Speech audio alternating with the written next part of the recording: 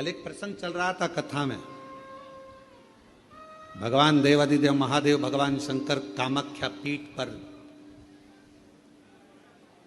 जहां जहां पर मां आद्य शक्ति सती के शरीर के टुकड़े हुए हैं, जहां जहां शक्ति पीठ बनी है, उन शक्ति पीठों पर शिवजी भ्रमण करते करते सती सती सती जय माता दी, जय माता दी, बोलो बोलो जय। शिव सती सती कह रहे थे और हम जय माता दी कहें, क्योंकि हम मां कह सकते, सती क्यों? कामाख्या पीठ पर देवी भागवत कहती है, मां कामाख्या के उस शक्ति पीठ पर शंकर जी बैठकर उनके शरीर से दिव्य ज्योति निकलकर मां कामाख्या की उस पीठ से भी एक ज्योति निकलती है जो शिव ज्योति से मिलती है। शिव ज्योति। बैठे बाबा, कोई तुमसे पूछे कि सबसे पहली नवरात्रि कहां से प्रारंभ हुई, कौन ने करी, जवाब देना कि मेरे देव अधिदेव महादेव ने मां सती की याद में नवरात्रे 9 दिन कामाख्या पीठ पर बैठकर मां आद्य शक्ति की आराधना करी है, साधना करी, सती का स्मरण किया, सती का स्मरण। और कौन है जिसने सती माता का स्मरण नहीं करा? ये जितनी शक्ति पीठ है, माता सती का ही तो स्थान है। कौन है मां जगत जननी का जिसने भजन नहीं करा, मां दुर्गा का स्मरण नहीं करा, मां आद्य शक्ति अंबा का स्मरण नहीं करा? कोई ऐसा देवता बता दो जिन्होंने मां शक्ति का स्मरण न करा हो। स्वयं शंकर भगवान भी मां शक्ति का स्मरण कर रहे हैं, मां देवी की आराधना कर रहे हैं, साधना कर रहे हैं। क्यों? क्योंकि शंकर भगवान 33 कोटि देवता में केवल एक देव अधिदेव महादेव ऐसे हैं जो नारी का सम्मान कैसे होना चाहिए, नारी का आदर कैसा होना चाहिए, नारी का सत्कार कैसा होना चाहिए, 33 कोटि देवता में देव अधिदेव महादेव अपनी पार्वती का आदर कर कर जनमानस को प्रेरणा देते। एक स्त्री, एक नारी बच्चों को जब विद्याध्ययन कराती है तो वो सरस्वती हो जाती है। एक नारी जब पति कर्जे में लदालूम हो जाता है, उसके पास कुछ नहीं रहता, एक पत्नी अपने मायके के भी जेवर उतार कर लाकर देती है कि कर्जा चुका देना, तब वो नारी महालक्ष्मी बन जाती है।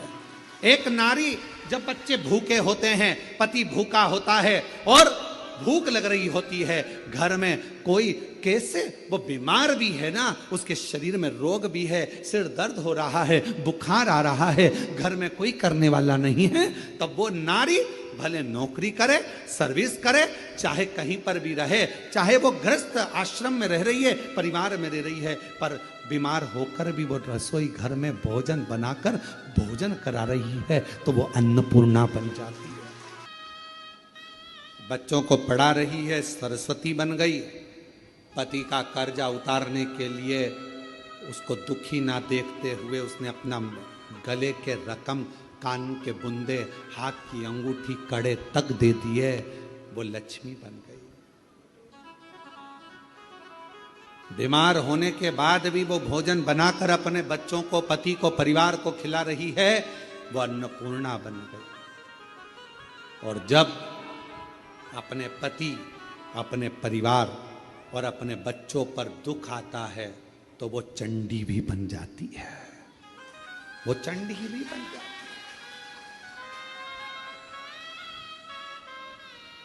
अब एक स्त्री, एक नारी तुम्हारे लिए इतना इतना कर रही है और संसार के लोग सोचे कि ये तो हमारे पांव की धूल है, तो वो नारी पांव की धूल नहीं है, वो स्त्री पांव की धूल नहीं है। ये शंकर जी समझा रहे हैं। अपनी धर्म पत्नी सती प्राण त्याग कर चली गई है, शरीर के टुकड़े हो गए हैं। कामाख्या पीठ पर मेरे शंकर भगवान उस सती माता के, मां जगत जननी के उस शक्ति पीठ पर, कामाख्या पीठ पर नवरात्रे तक, मां ने 9 दिन तक भगवान शंकर ने मां सती का स्मरण किया है, ज्योति से ज्योति को मिलाया,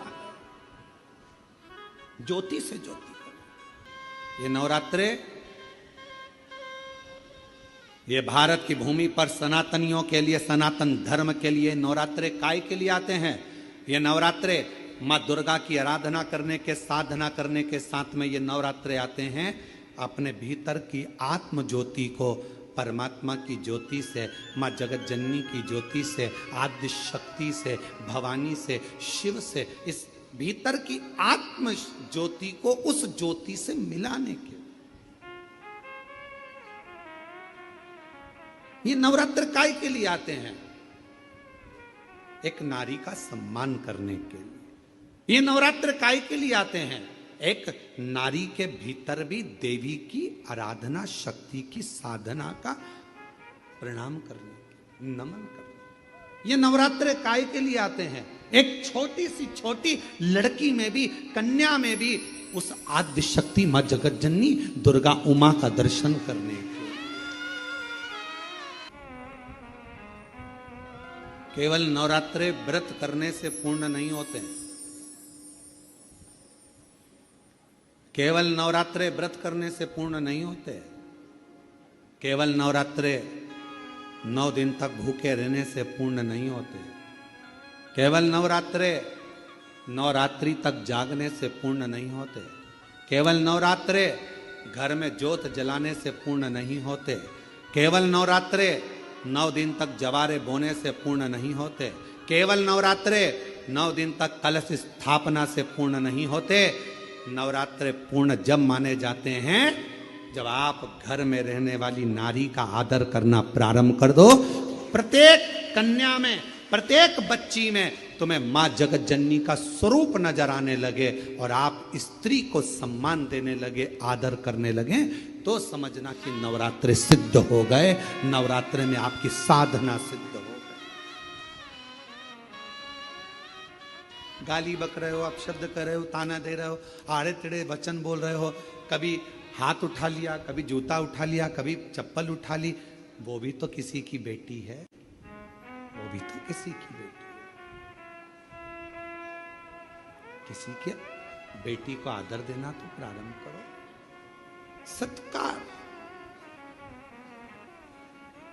कितनी आराधना पूरी दुनिया कर रही है नवरात्रे में।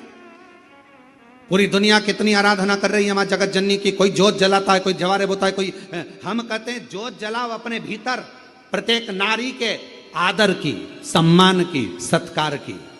अपने भीतर एक जोत जलाइए कि मुझे आदर करना है, नारी का सम्मान करना है, सत्कार करना है।